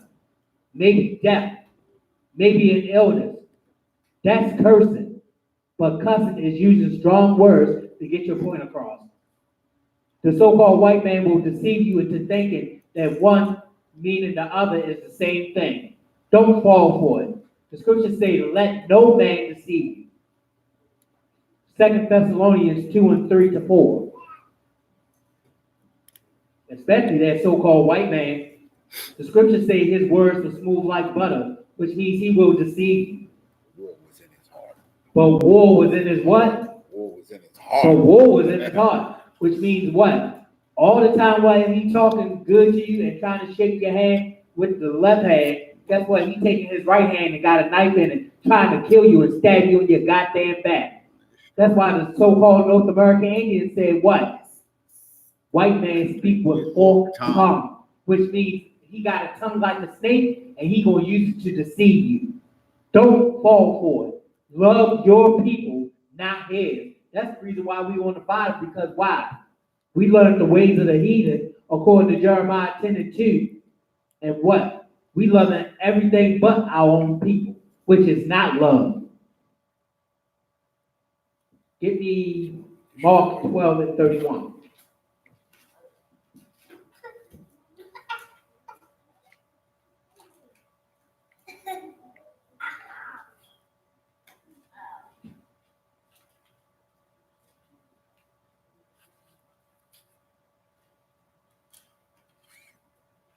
Mark 12:31.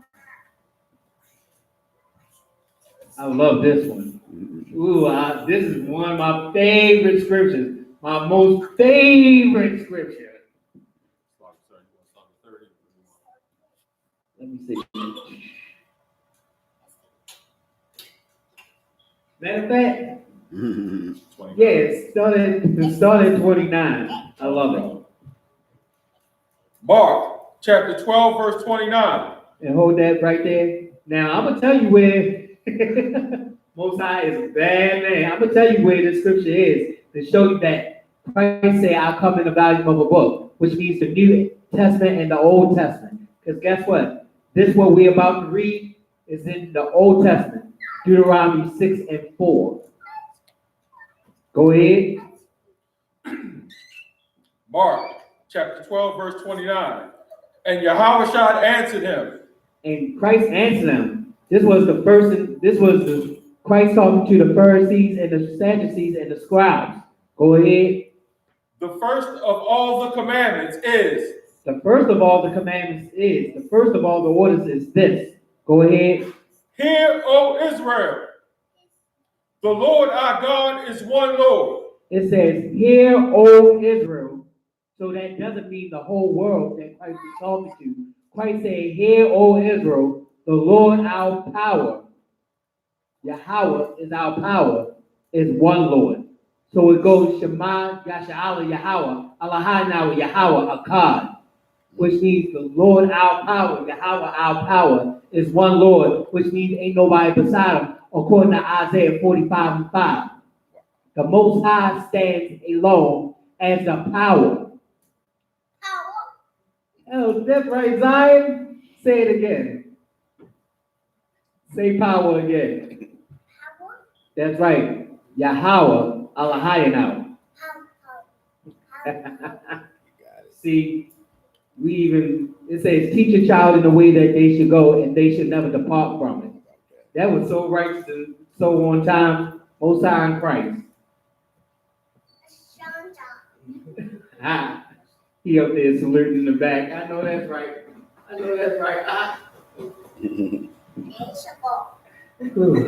I'm up here trying not to tear up because he being taught the right way. But it says, the first of all the commandments, the first of all the orders that Christ gave us was, hear, O Israel, the Lord our power is one Lord. Shema Yasha'Allah, Yahweh, Allahaynahu, Yahweh, Akkad. Read verse 30, Baba Kashar. Verse 30.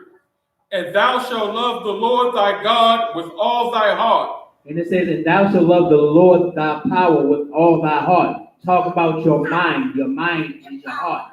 Your heart is a muscle that can pump blood. But your mind is what deals between the good and the bad, the righteous and the unrighteous, the law and the wickedness of the world. Go ahead. And with all thy soul. And with all thy soul, everything that you have in you, that the Most High put in you to do right. Go ahead. And with all thy mind. And with all thy mind, the things that you think on a daily basis. Go ahead. And with all thy strength. And with all thy strength. Talk about everything that you do, how the Most High let you move and operate, and the wisdom that the Most High put in you. Go ahead. This is the first commandment. This is the first commandment. But check this out. 31 is get ready to get you. Go ahead. Verse 31. And the second is like, namely this. And the second is like, namely this. So Christ said the second is like this. It's this way. Go ahead. Thou shalt love thy neighbor as thyself. Oh, thou shalt love thy neighbor as what? As thyself. Thou shalt love thy neighbor as thyself. What does it mean to love your neighbor? Because a lot of people, especially in the Christian church, with their wicked behinds, get things wrong. They talk about your neighbor is somebody that lives by you. Your neighbor is somebody who may have just bought a house and want to come out and shake your hand. That ain't what the Most High say, and that's not what the Bible means by neighbor. Let's see what the word neighbor means. This is the Zondervan Compact Bible Dictionary, and it reads, Salaki, hold on while I get it. This is what it says as far as neighbor. It says neighbor, commandments 6 and 10 deal with duty towards one neighbor. In the Old Testament, neighbor meant one who lived nearby, a fellow Israelite. So why the hell the church is going on talking about turn to your neighbor, and a white man can come in and anybody can be a Baptist, a Christian, an Episcopalian, any kind of religion, and a white man can be anything and sit by you, and now all of a sudden he your neighbor. But guess what? The scripture says this. Commandments 6 to 10 deal with duties towards one neighbor. In the Old Testament, neighbor made one who lived nearby a fellow Israelite. Because guess what? When all of Israel was in captivity, who was your neighbor? A fellow Israelite.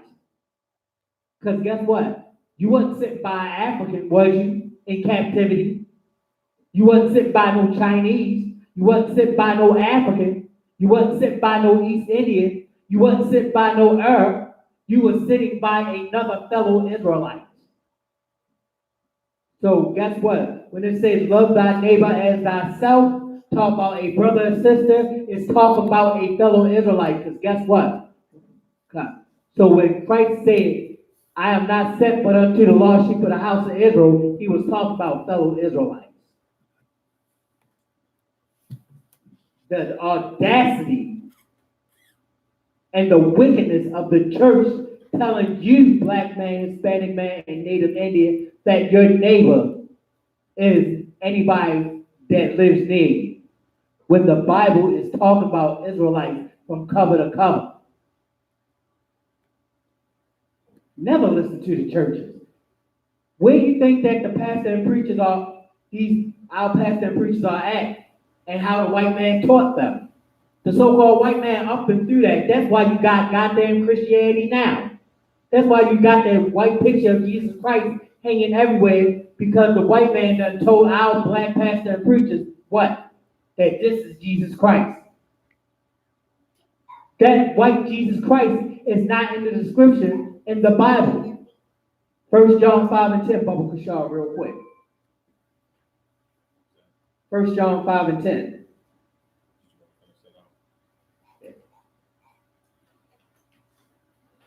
Give me 1 John 5 and 10. That description not in the Bible of that white Jesus Christ, but we're going to tell you who he is according to the Bible.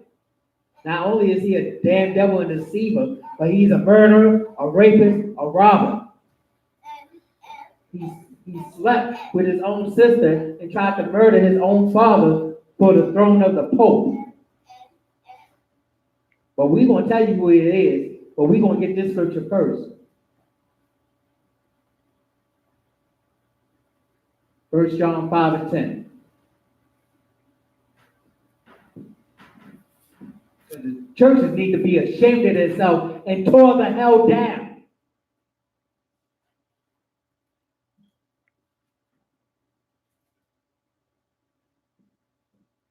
Somebody got that? 1 John chapter 5, verse 10.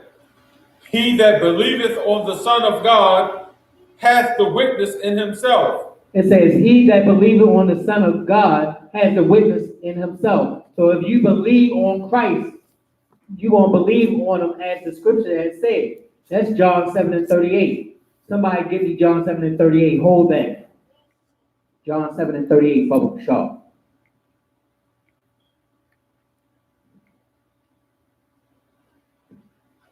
John chapter 7, verse 38.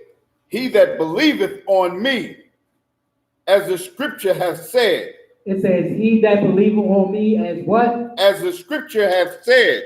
As the scripture has said, and the Bible is telling you now, believe on Christ as the Bible, as the scriptures, God's word, the Most High word has said. Don't go into your own mind, talk about Christ as a white boy when you can't even go in the damn Bible and prove it. Believe on me as the scriptures have said. Now back to 1 John 5 and 10.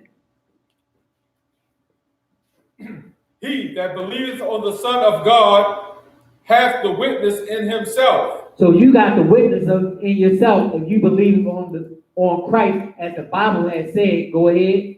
He that believeth not God hath made him is a liar. He that believeth not the Most High. You don't believe the Bible, the Most High word. The Most High has made you a liar. Because you up there talking about Christ as a white boy. Well, go to hell in the Bible and try to prove it. You won't get far. Go ahead. Because he believeth not the record that God gave his son. Because he believeth not what? He believeth not the record that God gave his son. You are a liar because you believe in not the record, which is in the Bible, that the Most High had gave of his son. So guess what? The Bible says Christ is a black man, according to Revelation 1 and 1, 13, 14 to 15. And also Daniel 10, 5 to 6. That Christ is a black man, light in color, as if his feet burn in a furnace. Christ came out of the tribe of Judah, which is what? The Negroes. A black man. Somebody give me Jeremiah 14 and 2. Because Hebrews 7 and 14 tell you that our Lord sprang out of Judah. So let's see what color is the Jews. The real Jews, according to the Bible. Jeremiah 14 and 2. Jeremiah chapter 14, verse 2. Judah mourneth. It says Judah what? Judah mourneth. Judah is the Negroes. And it says Judah mourneth. What is the black man crying for? You see the news. You turned on the TV. The real Jews are crying. Those fake Jewish people ain't crying. Because why? They own every goddamn thing. So it tells you Judah mourneth. The black man is crying for what? Better housing, better living conditions, a peaceful way of life, not having the cops beat him in his head, not having the cops murder him on the street, not having his children taken away from him, not being tormented by the authorities of this wicked world. It says Judah mourning. So we crying and speaking out against everything that is wrong. We crying. Go ahead. And the gates thereof languish. And the gates thereof language. The gates are talking about our black leadership, our pastor and preachers in those churches. Why? Because according to Isaiah 9 and 16, that they greedy. And then Isaiah 56 and 9 to 10, that they always got their hands out, that they greedy, and they let these other nations do this to us, that they are not defending us. So these gates that is talked about in Jeremiah 14:2, these gates that is talked about our black leadership languishing. Because what a gate supposed to do? A gate's supposed to protect you, right? Our black pastors and preachers are not protecting us or leading us in the right way. The Christian church or these religions have no goddamn answers or solutions for blacks, Hispanics, and Native Indians. Because you see now that our Hispanic brothers are still in cages because of wicked ISIS and because that red devil that's sitting up there in the president's seat, Donald Trump, he throwing our brothers and sisters, our Hispanic brothers and sisters in jail. He deporting our Haitian brothers. He not giving nothing to our Venezuelan brothers, our Dominican brothers and sisters, our brothers in Guatemala, Panama, Colombia, and Uruguay, our Mexican brothers, our Cuban brothers, our North American Indian brothers, put them off the reservation and what? Kill 77 million North American Indians. And what? Look what he's done to Puerto Rico, Guatemala, and Panama. To our West Indian brothers. The real Jews are crying. Those fake Jews got everything to where they've been getting reparations from the so-called president of the United States. $77 billion have been given to them. Go ahead. They are black unto the ground. What did it say that the colors of the real Jew is?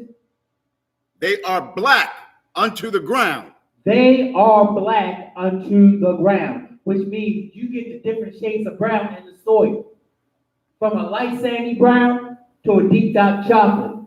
The so-called Jewish fake white Jew come in two colors, red and pale. It tells you that the real Jews are black unto the ground. Go ahead. And the cry of Jerusalem is gone up. And the cry of Jerusalem is gone up. Who are the people that's crying to the Most High more, other than blacks, Hispanics, and Native Indians? We are not in peace. We are not at peace right now because why? These other nations are tormenting us, selling us poison in our own neighborhoods, got businesses sucking all the money and life out our neighborhoods, and they get to go home to peace with our money in their pocket. But what do our people get? Our people get sick off the BS that they're selling us. Our people don't have nothing to call their own and pass down to our children. And while they get rich and harming our children, beating us in their stores, and we patronizing their stores, guess what happens? They get to go home and get a good night's sleep while we got to walk and pace, not knowing whether our life is in danger at every step and turn. Come on now. Matter of fact, this is the last scripture. Give me Zechariah 11:5. Another one of my favorites. Zechariah 11:5. To prove the point even more. How the hell the so-called white man calling himself a Jewish man? He telling you right then and there. The ISH on that is meaning one is trying to pertain to but are not. A fake, a phony, a facsimile, not the real thing. Not authentic. That's what the so-called Jewish man is. And he cannot go into the Bible and prove it. Because guess what? The real Jews went into slavery under captivity of another nation. Deuteronomy 28 and 64 to 68.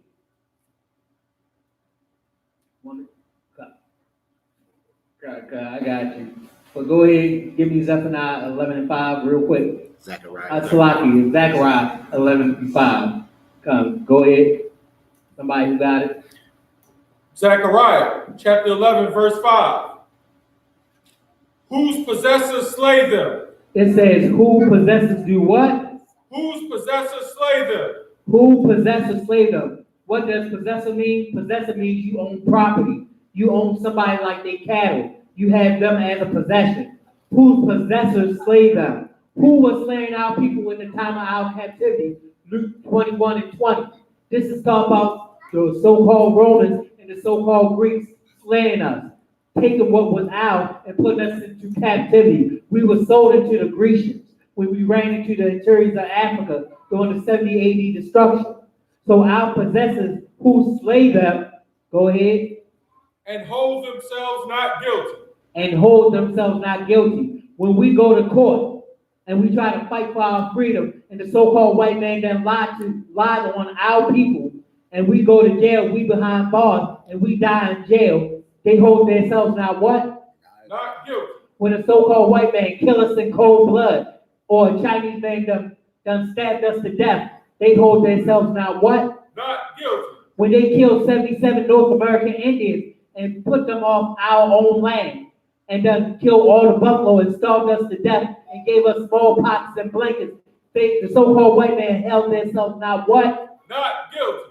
Okay, damn, you can't get nobody from that but the so-called white man, which is the wicked of the earth. Job 9:24 real quick.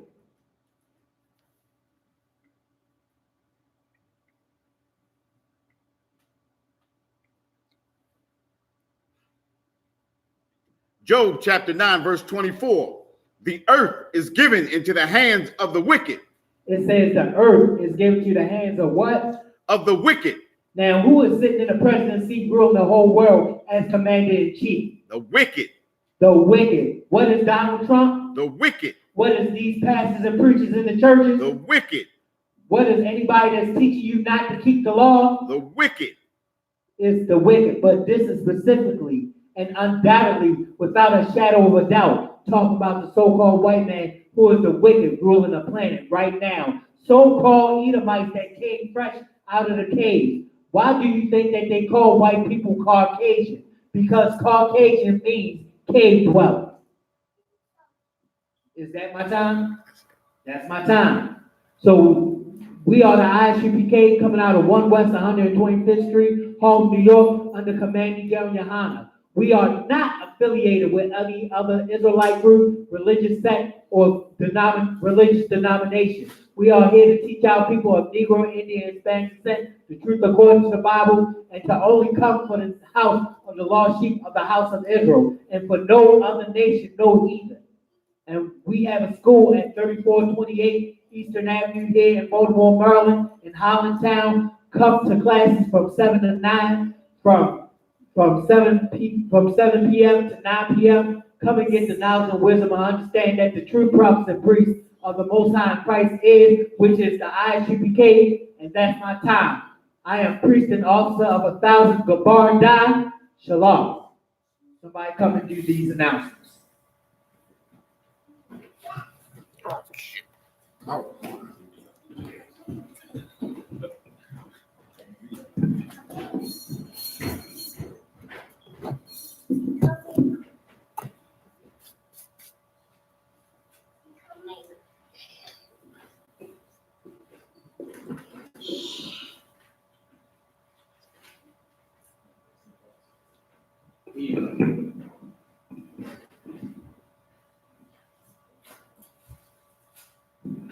Security announcements. We are the ISUPK out of 1 West 125th Street, Harlem, New York, under the Commanding General Yohana. New rules for brothers and sisters. When a new brother or sister comes into the school, they are off limits for 6 months. They are to be saluted only.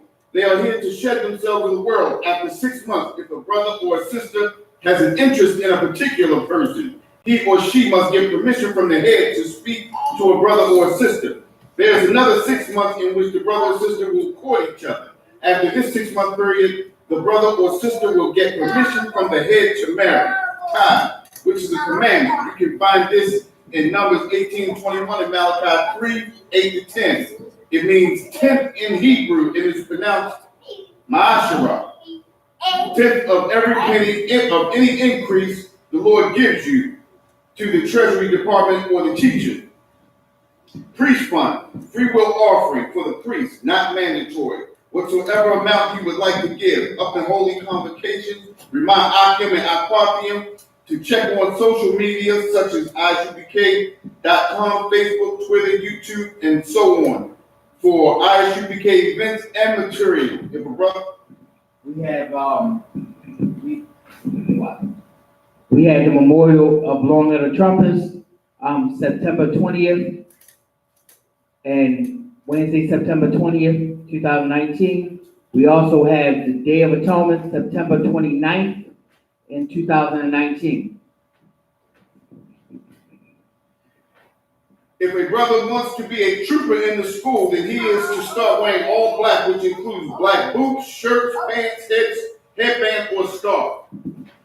With that,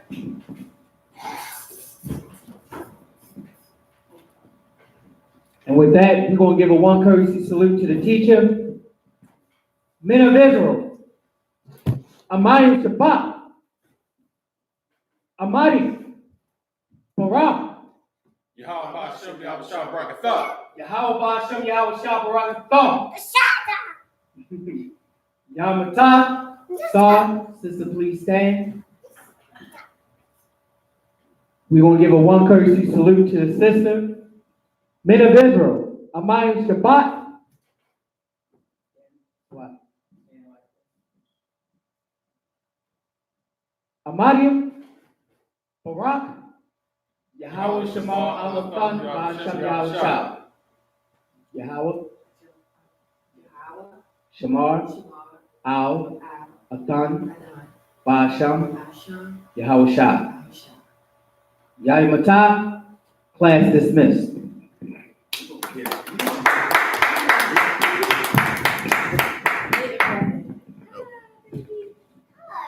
shoot, we was all there, huh? Good bar done. I'm gonna have to write that down.